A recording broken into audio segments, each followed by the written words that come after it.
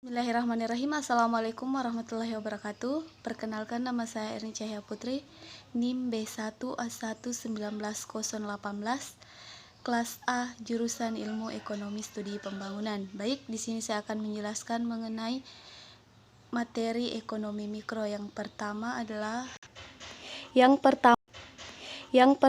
adalah permintaan Hicksian adalah permintaan yang diminta sebagai bagian dari solusi untuk meminimalkan pengeluaran pada semua barang sambil memberikan tingkat utilitas yang tepat. Fungsi permintaan Hicksian yaitu berguna untuk pengisolasi pengaruh harga relatif.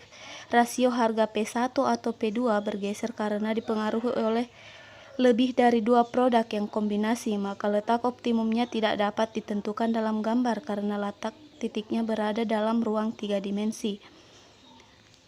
Nah, selanjutnya kombinasi input-input yaitu terbagi menjadi beberapa bagian. Yang pertama adalah kombinasi input dengan imbangan linear menarik konstan. Sebagai contoh adalah sepasang kerbau dengan satu tenaga pria untuk membajak tanah.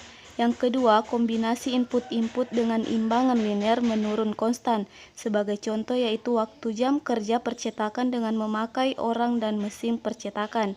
Yang ketiga, kombinasi input-input dengan imbangan yang menurun tidak linear. Contoh adalah input bahan pakai untuk menyusun ratusan ternak yang seimbang bagi produksi ayam. Selanjutnya, pengertian optimasi produksi. Optimasi produksi merupakan hal-hal yang sangat penting dalam sebuah perusahaan karena dapat memaksimalkan keuntungan hasil produksi. Optimasi produksi dapat terlaksana dengan adanya jumlah permintaan dari konsumen yang bersifat pasti. Yang kedua, optimasi input dengan kendala adalah berusaha memaksimalkan atau meminimalisasi fungsi tujuan dengan beberapa kendala sehingga mengurangi kebebasan dari perusahaan.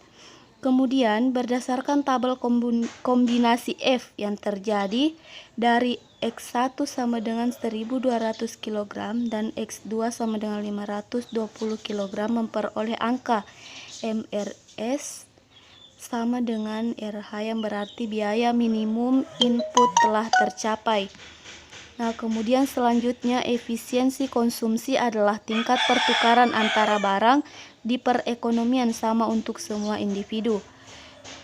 Titik J atau H bukan merupakan pertukaran yang optimal antara A dan B atau produk X dan Y karena pergeseran pertukaran dari titik D ke H bukan Pareto optimal karena A merupakan berada pada kesejahteraan yang tetap sama. Pertukaran pergeseran dari titik D ke I menunjukkan bukan Pareto optimal.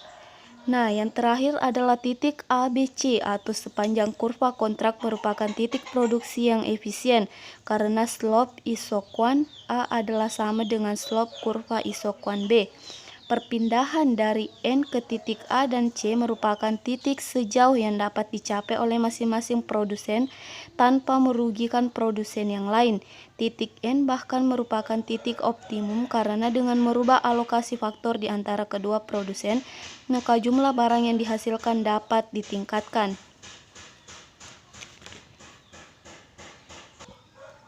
Oke, itulah materi yang dapat saya sampaikan. Terima kasih.